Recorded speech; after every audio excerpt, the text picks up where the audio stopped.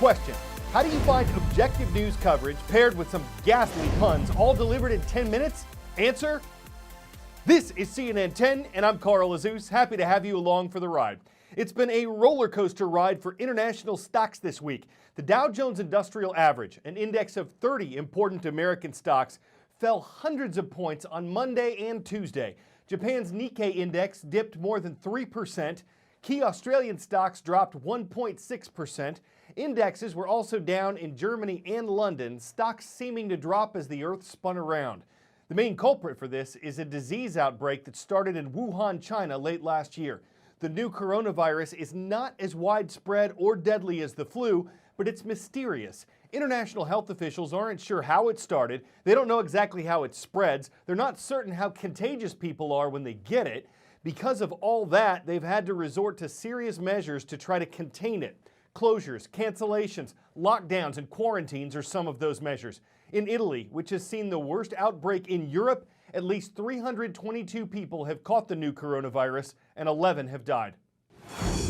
Italian authorities continue to monitor and to try to prevent the spread of coronavirus here in what is the first major outbreak outside of Asia. 11 towns under quarantine with some 100,000 people affected by that. Italian authorities have had to put in special measures to ensure that those quarantines are respected, with laws designed to keep people in and to keep people out. A 3-month sentence looms if anyone tries to disobey those quarantine rules.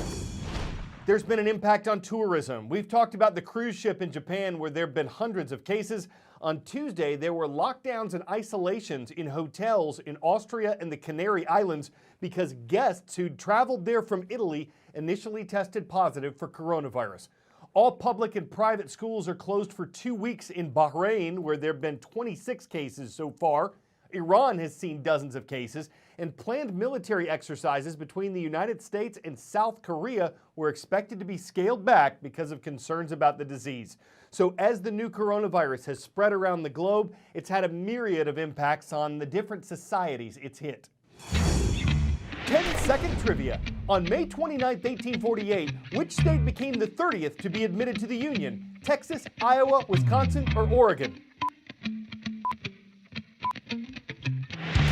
America's Dairyland, aka Wisconsin, is the 30th state. And though the state's 2020 presidential primaries for Republicans and Democrats aren't scheduled until April 7th, a town in Wisconsin has been testing out a new technology related to voting. It's something that could make critics skeptical, as technology was at the heart of the problems in the Iowa caucuses on February 3rd. People had trouble with the smartphone application there, as well as a call-in line and other issues. But this is another example of how organizations are trying to streamline and secure the voting process. This is where the election guard magic happens, because when you insert the card here and it prints the ballot, that same moment the devices connected to this tablet are encrypting your data. We're not saying that election guard makes it impossible to hack voting machines. We're saying it makes it pointless to hack voting machines. We're right outside the town hall for the town of Fulton, Wisconsin. Fulton doesn't have a bank, a post office, or even a grocery store. But today, this town of just over 3,000 residents is testing the latest voting security technology in a statewide election. The grand vision of Election Guard is to make elections more safe, secure, and trustworthy than they have ever been in the history of the United States. Microsoft says ballots are encrypted electronically the moment they're cast and stay that way. The system can then tally those encrypted votes without ever deciphering them. And even more importantly, it means hackers should have a harder time tampering with those votes. We're building a world-class vault that your vote goes into, and then we're wrapping it with tamper-proof seal. If somebody successfully hacked into the system, if they could break into that vault, the technology would then reveal that something had happened, and then the election officials can make sure that the vote is accurate. You here to vote? Yes. So there's a slightly different voting process going on today. Here in Fulton, voters are using a tablet to make their selections and saving them on a card. When they insert that card here, their vote is encrypted and a paper duplicate prints automatically. None of this hardware is connected to the internet. I came in expecting a little pencils and the forms with the little dots, and it wasn't like that at all. Election Guard will work with paper as a primary source. It will work as the backup, but it would also work in a system that has no paper ballot at all. And that's important. There are more than 10,000 election jurisdictions in the United States and no universal voting system. Here in Wisconsin, each of our 1,850 cities, towns, and villages run their own elections, and so cost is a huge factor. The Microsoft team wouldn't say how much it spent on the Election Guard project, but it's clear this isn't a profit play. Anyone can download the open source software for free. It's absolutely core to our democracy that people know that when they vote, their vote counts. A recent Gallup poll found that 59% of Americans lack confidence in the honesty of U.S. elections. I think one of the largest challenges that's facing the election cycle this year is misinformation. It doesn't take an actual breach or an actual hack of a system. It just takes a rumor to undermine someone's confidence. That's why a core feature of Election Guard is voter confirmation. Jill Karofsky, 124. Fulton's official results came from a hand count of the paper duplicates. It also resulted in the exact same numbers from the tally from the machine. The encrypted tally from Election Guard matched.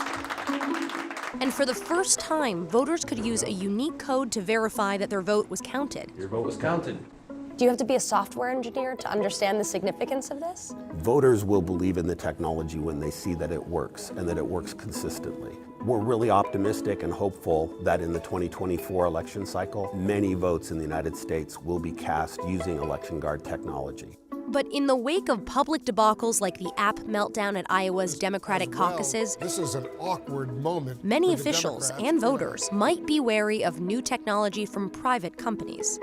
Do you think private tech companies are the answer to securing our democracy? We need the public sector and we need the private sector working together to solve these problems. I voted it, and I hope it counted.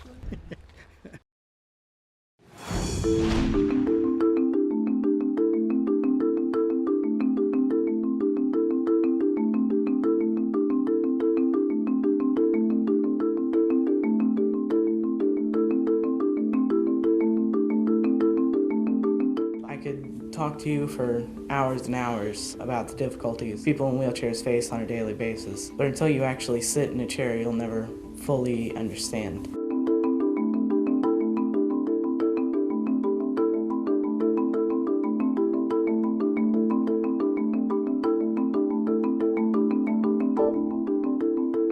Together we can change the world one challenge at a time.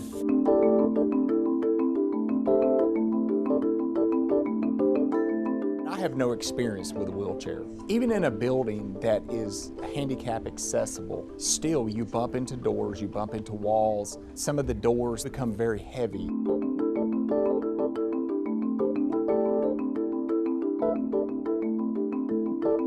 They can influence things. They can help people achieve more independence.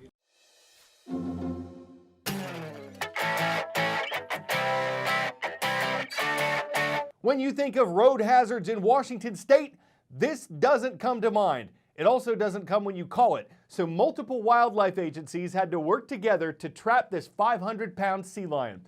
Officials say it likely took several wrong turns after leaving the river, and that's how it wound up in a wooded area miles away from its water source. The sea lion was relocated to the Columbia River after it was trapped. I'd say they did a stellar job. Oh, the animal might have blubbered about it, but they didn't say cry me a river, they just took it to one. And once its fate and safety were sealed, we're sure the otter creatures will all rushed over to hear some of its roarsome adventures as a pedestrian. Woo! On yesterday's show at youtube.com/CNN10, we got a comment from Baptiste High School in Baptiste, Oklahoma. Let's go Panthers! Thank you all for watching. I'm Carl Azuz for CNN.